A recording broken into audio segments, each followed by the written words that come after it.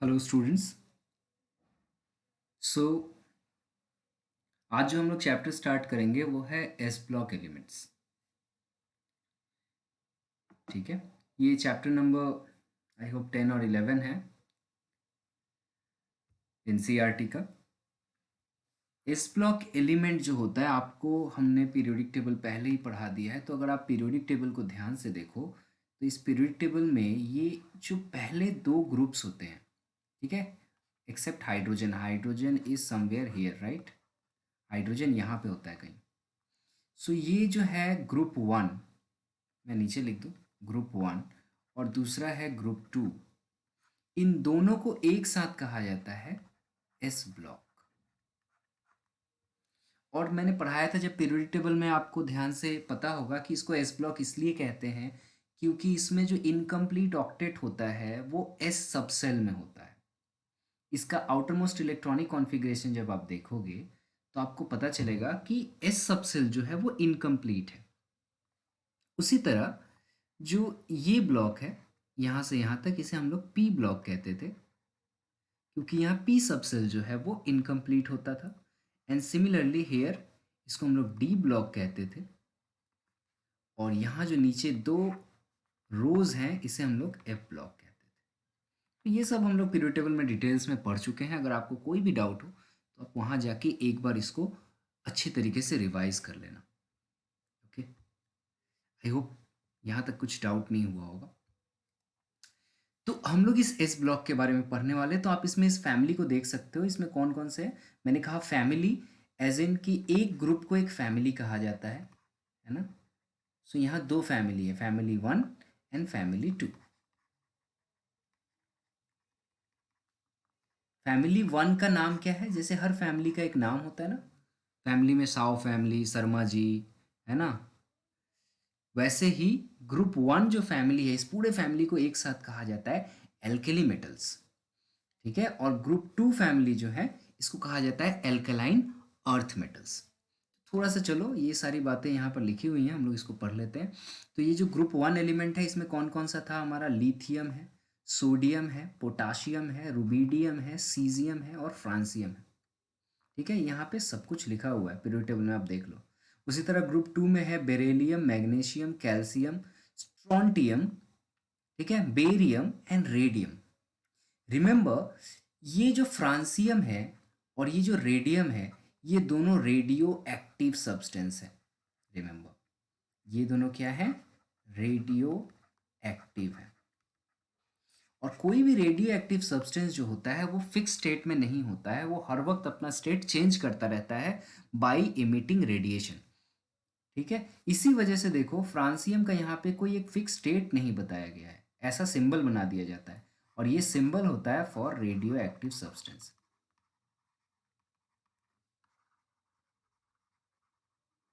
और ये सब्सटेंस जो है ना हर वक्त अल्फा, बीटा और गामा रे और आइदर ऑफ देम इमिट करते रहते हैं spontaneously without any external disturbance. तो ये जो है इसके बारे में डिटेल्स में हम लोग क्लास 12 में पढ़ेंगे, एक पूरा चैप्टर है इसके ऊपर, रेडियो एक्टिविटी। तो फिलहाल के लिए बस इतना ही समझ के रखते हैं। तो इस फैमिली में दो लोग हैं, और ग्रुप वन फैमिली जो है वो रहा तुम्हारा ये लिथियम, ग्रुप टू फैमिली जो है वो बेरेलियम का फैमिली है। जैसे हम लोग का फैमिली में जो सबसे बड़े लोग होते हैं ना उनके नाम पे हम फैमिली को बुलाते हैं, उसी तरह इसे हम लोग लिथियम फैमिली भी कह सकते हैं और इसे बेरेलियम फैमिली कह सकते हैं, या फिर इसे हम लोग कहते हैं एल्केली मेटल्स। इस फैमिली का नाम है एल्केली मेटल,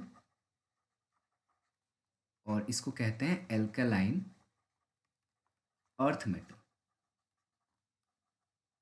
नाउ अब एक क्वेश्चन अराइज हो सकता है आपके दिमाग में कि ऐसा क्यों कहते हैं, एल्केली मेटल क्यों कहते हैं, एल्कलाइन अर्थ मेटल क्यों कहते हैं। तो इस क्यों का रीजन यहां पर दिया हुआ है आपको। एल्केली मेटल्स को ऐसा इसलिए कहा जाता है क्योंकि इनके जो ऑक्साइड या हाइड्रो ऑक्साइड होते हैं, ऑक्साइड और हाइड्रो ऑक्साइड जो होते हैं वो काफी एल्कलाइन नेचर के होते हैं। एल्कलाइन मतलब बेसिक, वो बेस जो वाटर में सॉल्यूबल होता है उसे एल्कली कहते हैं। तो वाटर सॉल्यूबल होते हैं, पहला बात तो ये क्लियर हो जा रहा है एल्कलाइन वर्ड से, और दूसरा बात बेसिक होते हैं, so they are alkaline in nature. और ये भी एल्कलाइन होते हैं, तो इनको एल्कली मेटल मेटल नहीं कहा जाता है, इनको कहा जाता है एल्कलाइन अर्थ मेटल। ये एक्स्ट्रा एक वर्ड इसलिए आ गया है क्योंकि ये अर्थ क्रस्ट में इजीली अवेलेबल होते हैं, जबकि group one element earth crust में अवेलेबल नहीं होते हैं। अब क्यों नहीं होते हैं, इसके ऊपर एक क्वेश्चन है जो हम लोग अभी पढ़ेंगे। ठीक है, समझ में आया? एकदम स्लोली मैं पढ़ा रहा हूँ। सो ये कुछ पीरियोडिक प्रॉपर्टीज हैं जो ग्रुप वन एलिमेंट के बारे में अगर हम लोग डिटेल्स में पढ़े तो यहाँ समराइज किए हुए हैं। तो इसको समझने से पहले मैं एक बार क्विकली अगर मैं आपसे पूछूं कि पीरियोडिक प्रॉपर्टी आपने पढ़ा था, आपको क्या याद है? हमने एक वर्ड पढ़ा था that is called periodic property. उसमें हमने पढ़ा था क्या क्या क्या क्या पीरियोडिक प्रॉपर्टी आपने पढ़ा होगा? एटॉमिक साइज और एटॉमिक रेडियस। उसमें हमने पढ़ा था इलेक्ट्रोनेगेटिविटी।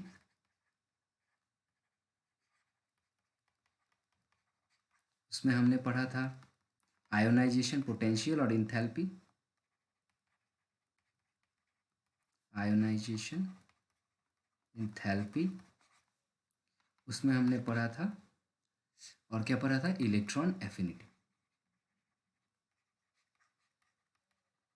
और भी बहुत सारी चीज़ें थे, जैसे मेटालिक प्रॉपर्टी हो जाता है, बेसिक नेचर हो जाता है of the oxide and so many things.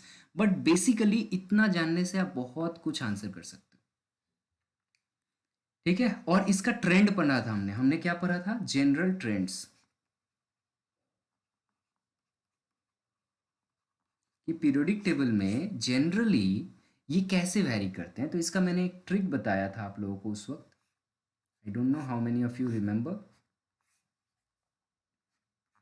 ऐसा कुछ ट्रिक बनाया था हमने और पढ़ा था कि इन अ पीरियड, एक पीरियड में और एक ग्रुप में,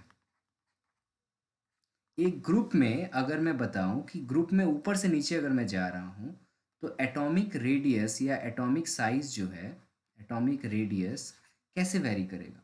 जितना हम ऊपर से नीचे जाते हैं उतना number of shells, outer most shells add होता रहता है, जिसके वजह से एटॉमिक रेडियस इंक्रीज करता है। ठीक है, और एक पीरियड में number of shells, outer most shells तो इंक्रीज नहीं करता है, उसी सेल में एक्स्ट्रा इलेक्ट्रॉन ऐड होता रहता है। As a result effective nuclear charge ज़्यादा हो जाता है, और एज ए रिजल्ट साइज जो होता है वो छोटा हो जाता है। ये मैंने आपको डिटेल्स में पढ़ाया है वहाँ। अगर कोई इशू हो वो चैप्टर जाके प्लीज़ रिवाइज कीजिए। सो ये ट्रेंड आपको पता होना चाहिए कि in general atomic radius left to right in a period in decreases and top to bottom in a group increases. Okay, और इसके रिवर्स में बाकी सारे होते हैं।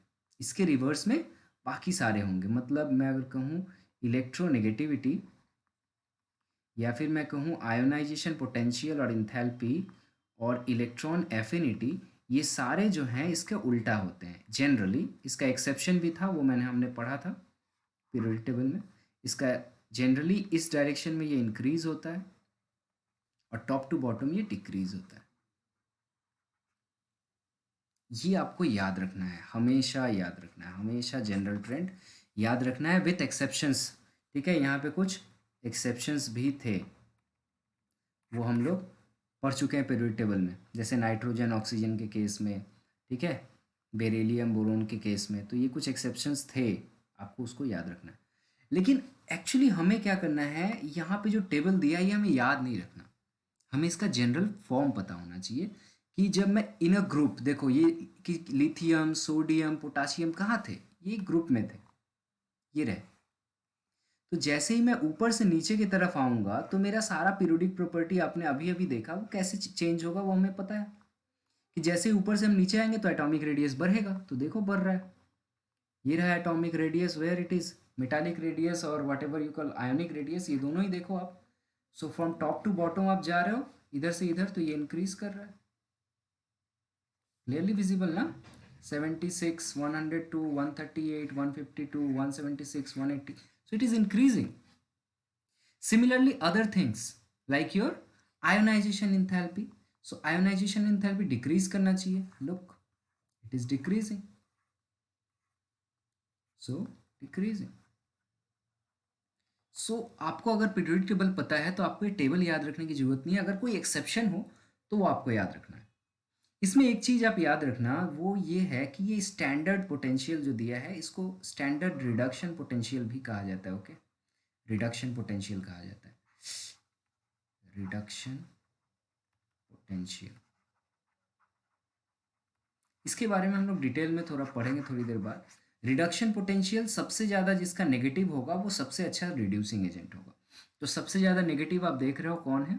सबसे ज़्यादा नेगेटिव है यहाँ पर लिथियम, जो कि एक्सेप्शनल है।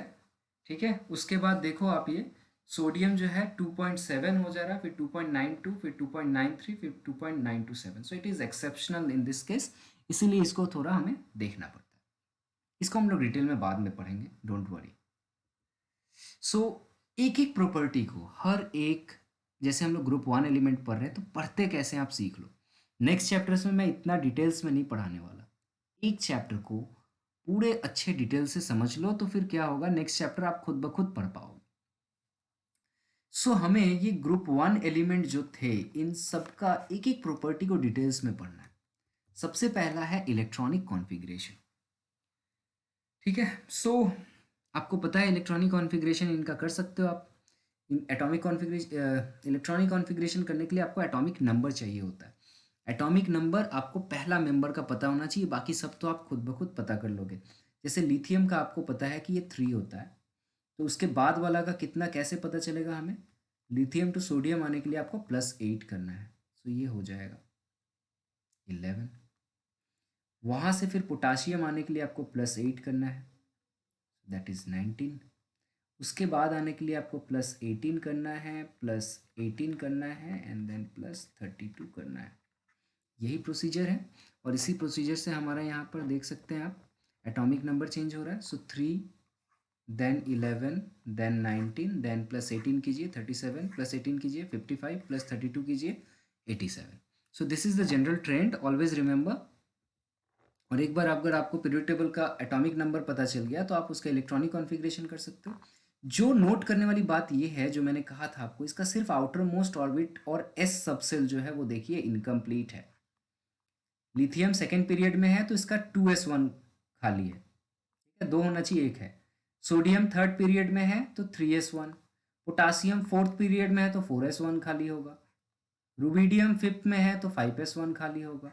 सीजियम 6 में है तो 6s खाली होगा, और इसका 7s खाली होगा। तो ये जो कौन सा सेल खाली है ये भी याद रखना बहुत आसान है कि एलिमेंट्स किस पीरियड में है, ये आप ट्रिक याद रखना। ये ट्रिक यही है कि लास्ट एस सबसेल, ठीक है, contain incomplete electrons, ठीक है ना। सो ये मेरा लिथियम जो है सेकेंड पीरियड में है। और इससे हमें और एक चीज़ क्या पता चल रहा है कि ये नोबल गैस कॉन्फ़िगरेशन को अचीव करने के लिए इन्हें क्या करना पड़ेगा। आइदर, अगर मान लो मैं लिथियम के बारे में बोलूँ कि लिथियम के पास देखो 1s2 है, मतलब पहले ऑर्बिट में 2 इलेक्ट्रॉन है और दूसरे वाले में 1 इलेक्ट्रॉन, ये लिथियम है। अब इसे नोबल गैस कॉन्फ़िगरेशन अचीव करने के लिए इसके सेकेंड वाले सेल में या तो इसे 7 इलेक्ट्रॉन एक्सेप्ट करना पड़ेगा, दूसरा ऑप्शन क्या है, 1 इलेक्ट्रॉन को छोड़ दो। तो या तो 7 इलेक्ट्रॉन को ऐड करो या फिर 1 इलेक्ट्रॉन को रिमूव कर दो। तो कौन सा आसान है भाई? ऑब्वियसली एक सही 1 इलेक्ट्रॉन को रिमूव करना, और जैसे ही ये 1 इलेक्ट्रॉन यहाँ से रिमूव हो जाएगा ये बन जाएगा lithium plus with 2 electrons in shell, और ये हीलियम का इलेक्ट्रॉनिक कॉन्फ़िगरेशन अचीव हो जाएगा और ये स्टेबल हो जाएगा। इसी वजह से जो ये ग्रुप 1 एलिमेंट होते हैं ये बहुत ज़्यादा इलेक्ट्रोपॉजिटिव होते हैं, ये इलेक्ट्रॉन आराम से डोनेट करना चाहते हैं, और हम लोग कह सकते हैं इनका आयोनाइजेशन पोटेंशियल जो होता है वो काफ़ी लो होता है। और आयोनाइजेशन पोटेंशियल लो होने का मतलब मोस्ट इलेक्ट्रोपॉजिटिव, और इलेक्ट्रोपॉजिटिव होने का मतलब गुड मेटल। सो ये जो सारे एलिमेंट हैं ये गुड मेटल्स हैं और मोस्ट इलेक्ट्रोपॉजिटिव है among the entire periodic table. ठीक है, बाकी किसी भी फैमिली से ये सारे जो होते हैं ज़्यादा इलेक्ट्रोपॉजिटिव होते हैं। और जितना हम ऊपर से नीचे जाएंगे उतना ही मेटालिक कैरेक्टर बढ़ेगा। Top to down metallic character बढ़ेगा, क्योंकि अच्छे मेटल बनेंगे, आयोनाइजेशन पोटेंशियल लो हो जाएगा। तो इतना सारा इंफॉर्मेशन हमें मिल गया इलेक्ट्रॉनिक कॉन्फ़िगरेशन। ओके, और एक चीज़ क्या पता चल गया हमें कि इनका +1 स्टेट होता है, तो इसका ऑक्सीडेशन नंबर ऑलवेज क्या फॉर्म करेगा, ये +1 ऑक्सीडेशन स्टेट फॉर्म करेगा। आई होप इतना सारा इंफॉर्मेशन आपको समझ में आया है। सिमिलरली आप क्या कर सकते हो, ग्रुप 2 एलिमेंट्स की इलेक्ट्रॉनिक कॉन्फ़िगरेशन कर लेना होमवर्क, एंड देन डिसाइड करना कि उनका ऑक्सीडेशन नंबर क्या होगा, उनका इलेक्ट्रोपॉजिटिव नेचर कैसा होगा, वगैरह वगैरह। ठीक है, तो एक यहाँ से देखो क्वेश्चन है कि why alkali metals do not found in nature. जैसे अर्थ क्रस्ट में क्यों नहीं मिलता है लिथियम, सोडियम, पोटासियम, क्यों नहीं मिलता है? इसका आंसर देखो प्रीवियस स्लाइड में है, यहीं पे है। They are readily lose electron to give m plus and hence they are never found in the free state in nature। ये इतने ज़्यादा रिएक्टिव हैं, इतने ज़्यादा इलेक्ट्रोपॉजिटिव हैं कि जैसे ही ये किसी भी चीज़ के कांटेक्ट में आते हैं ये उसके साथ रिएक्ट कर जाते हैं इन ह्यूज फॉर्म, और कभी भी फ्री फॉर्म में नेचर में मिल ही नहीं सकते। जैसे Na सोडियम कहाँ मिलता है, हमें नमक के फॉर्म में मिलता है। ऐसा थोड़ी है कि सोडियम फ्री में मिल रहा है, कहीं सोडियम बना हुआ है, नहीं। सोडियम का मेटल कहीं से एक्सट्रैक्ट किया आपने अर्थ क्रस्ट से और सोडियम का बड़ा बड़ा मेटल मिल गया, नहीं, ऐसा कभी नहीं होगा। सोडियम हमेशा कॉम्बाइन फॉर्म में मिलेगा, लिथियम हमेशा कॉम्बाइन फॉर्म में मिलेगा, and the reason is strong reactivity. So this is all written here, जो अभी अभी हमने पढ़ा। दूसरी बात आ जाती है एटॉमिक एंड आयोनिक रेडियस। तो एटॉमिक रेडियस और आयोनिक रेडियस में अंतर क्या है मैं बता दूं। जैसे लिथियम मैं कह रहा हूं, तो लिथियम का जो रेडियस है वो एटॉमिक रेडियस है, और लिथियम का आयन का जो रेडियस है ये आयोनिक रेडियस है, बस इतना सा अंतर है। ठीक है, ऑब्वियसली मैं अगर ऐसा बनाऊं लिथियम का स्ट्रक्चर जो था कि पहले शेल में 2 इलेक्ट्रॉन था, थर्ड में 1 था, और लिथियम प्लस होने के बाद इसके पहले सेल में 2 इलेक्ट्रॉन है, इसके बाद वाला शेल तो है ही नहीं, तो साइज में कौन छोटा होगा?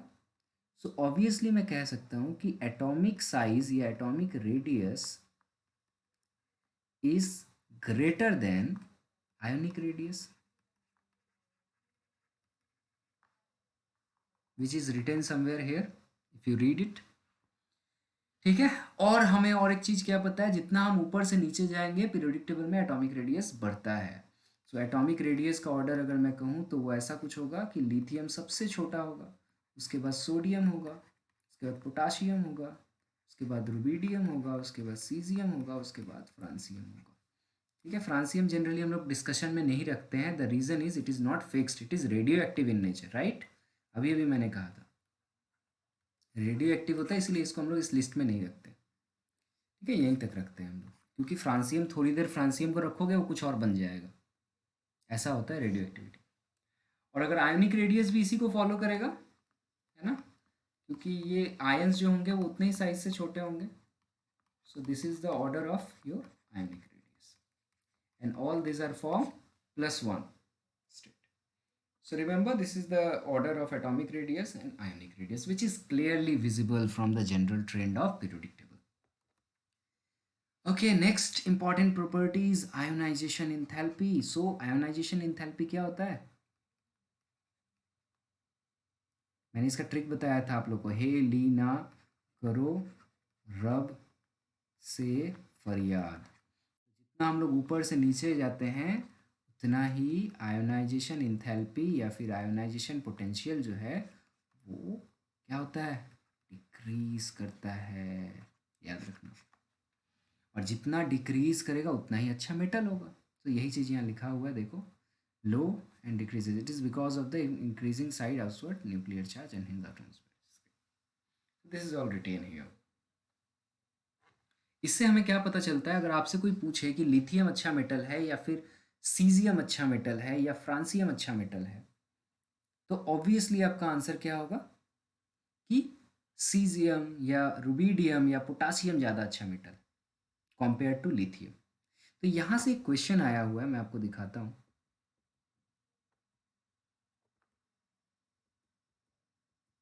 Here it is. Yeah.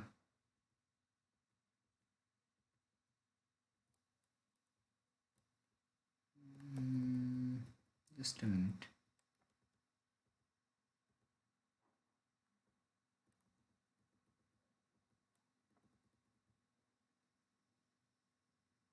या देखो एक सिंपल सा क्वेश्चन यहाँ से एग्जाम में पूछ सकता है, जैसे कोई explain why sodium is less reactive than potassium. Sodium जो है वो पोटासियम से कम रिएक्टिव है, क्यों? अभी तो हमने देखा भाई, तो लिथियम ऊपर होता है, फिर सोडियम होता है, फिर पोटासियम होता है, फिर रुबिडियम होता है, फिर सीजियम होता है। तो जितना हम नीचे जाएंगे उतना ही साइज बड़ा होगा, साइज बड़ा हो रहा है। दूसरा बात, आयोनाइजेशन इंथैल्पी, आयोनाइजेशन पोटेंशियल कम हो रहा है। आयोनाइजेशन पोटेंशियल कम होने का मतलब इजीली इलेक्ट्रॉन डोनेट कर लेगा ना। आयोनाइजेशन पोटेंशियल कम मतलब मोर इजीली डोनेट इलेक्ट्रॉन और देयरफॉर मोर रिएक्टिव। सो यही वजह है कि पोटासियम जो होता है वो सोडियम से ज़्यादा रिएक्टिव होता है। सिंपल सा क्वेश्चन है। एक और क्वेश्चन था फोटो इलेक्ट्रिक इफेक्ट के ऊपर, फोटो इलेक्ट्रिक इफेक्ट के ऊपर, या this question, why potassium and caesium rather than lithium use in photoelectric cell. Photoelectric cell या फिर इसमें हम लोग क्या देखते हैं कि सोडियम को नहीं किया, सॉरी, पोटासियम को और सीजियम को यूज किया जाता है रादर देन लिथियम, ऐसा क्यों?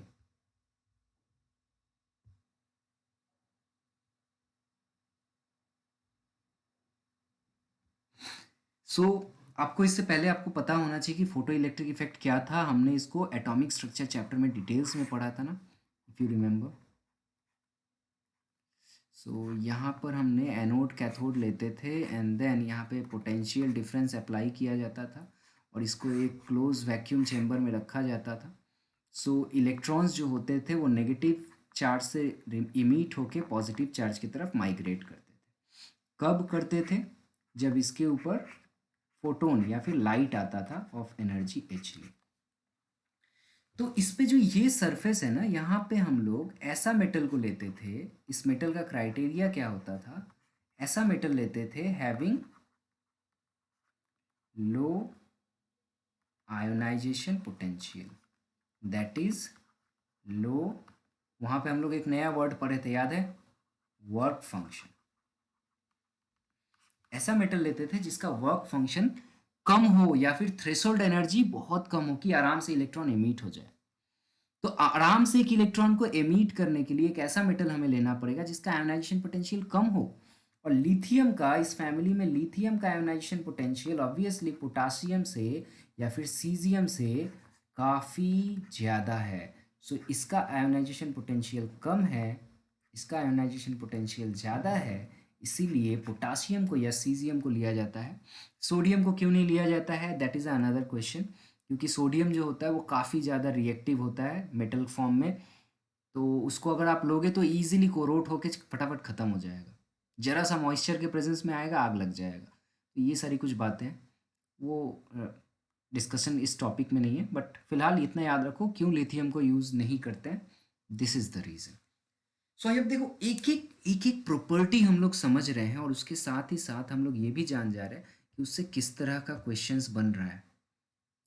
सो ये प्रैक्टिस करना है हमें, यही प्रैक्टिस करना है, not necessary for this chapter only.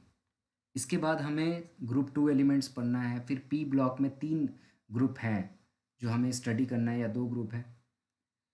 Class 12 में आपका पूरा पी ब्लॉक का बाकी आएगा, डी ब्लॉक आएगा, एफ ब्लॉक आएगा। तो हमें सीखना है कि हमें पढ़ना कैसे। जब आप कोई टॉपिक स्टडी कर रहे हो कि अब मैंने आयोनाइजेशन पोटेंशियल पढ़ा, ट्रेंड, तो आप इसको अप्लाई कहाँ करोगे, ये भी समझना आपका काम है। समझे? ओके, चलो थोड़ा सा और स्टडी कर लेते हैं, फिर ये लेक्चर को हम लोग एक्चुअली फिजिकल प्रॉपर्टी तक ही रखेंगे। Next is hydration enthalpy. Hydration enthalpy आपको पता है, जब भी कोई मेटल जो होता है या फिर मेटल का हैलाइड हो, ऑक्साइड हो, वो किसी वाटर मॉलिक्यूल को अपने साथ पकड़ के रख लेगा ना, अपने साथ ऐड कर लेगा, ना कि उसके साथ रिएक्ट करेगा। इसे कहा जाता है हाइड्रेशन। ठीक है? और हाइड्रेशन के लिए एक ट्रिक याद रखोगे, ये पहला लाइन जो है ये ट्रिक है कि hydration enthalpy of alkali metals ion decreases with increase in ionic size. जितना आयोनिक साइज बढ़ेगा उतना ही हाइड्रेशन इंथैल्पी घटेगा, यही ट्रिक है। और ये रामबाण ट्रिक याद रखोगे। Hydration enthalpy is inversely proportional to ionic size। वजह ये है कि आयन जितना छोटा होगा ना, वो उतने सारे वाटर मॉलिक्यूल को, क्लाउड को ये कर सकता है, आपको क्या कहते हैं उसको, पोलराइज कर सकता है। और जितना ज़्यादा पोलराइजिंग पावर होगा उतना ही स्ट्रॉन्ग हाइड्रेशन इंथैल्पी जनरेट होगा। तो सबसे छोटा जो आयन था वो लिथियम का था, तो भाई सबसे छोटा साइज था तो इसका हाइड्रेशन सबसे ज़्यादा होगा। उल्टा हो जा रहा है ना, कि जिसका साइज सबसे छोटा उसका हाइड्रेशन इंथैल्पी सबसे ज़्यादा। सो this is will be the your order. और ये एग्जाम में घुमा फिरा के क्वेश्चन पूछता है कि why lithium has maximum degree of hydration, so this is the reason. ठीक है, यहाँ पे लिखा हुआ है, so lithium has the maximum degree of hydration. Why? Because it is very small in size and we know hydration enthalpy is inversely proportional to ionic size. So whatever we learned so far is already written here in a summary form. So this is atomic radius, ionic radius, ionization enthalpy, hydration enthalpy, oxidation state, metallic character, ये तो मैंने कह ही दिया आप लोग को। ionization potential का उल्टा होता है मेटालिक कैरेक्टर। आयनाइजेशन इंथैल्पी जिसका जितना कम होगा मेटालिक प्रॉपर्टी उतना ही ज़्यादा होगा।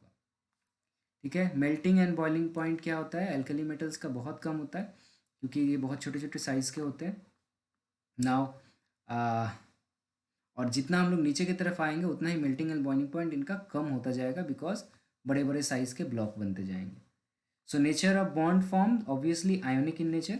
ठीक है, एंड फ्लेम कलरेशन क्या होता है, ये कलरफुल फ्लेम प्रोड्यूस करते हैं, कैरेक्टरिस्टिक्स कलर होते हैं। और ये कलर के बारे में मैं डिटेल्स में आप लोगों को बताऊँगा, डिटेल्स में आपको बताऊंगा। फॉर द टाइम बिंग इसको ऐसे ही रहने दो कलर के बारे में। And photo electric effect already will learn. So lithium को छोड़ के बाकी सारे एलिमेंट जो हैं फोटो इलेक्ट्रिक इफेक्ट प्रोड्यूस करते हैं। So this is all about the physical property what we have learn so far. Next हमें जो स्टडी करना है वो है केमिकल प्रॉपर्टीज, और एक एक केमिकल प्रॉपर्टीज को हम लोग डिटेल्स में स्टडी करेंगे। ओके, सो इस लेक्चर में यहीं तक रहने देते हैं। नेक्स्ट लेक्चर जो हम लोग करेंगे उसमें हम लोग डिटेल में केमिकल प्रॉपर्टीज पढ़ेंगे।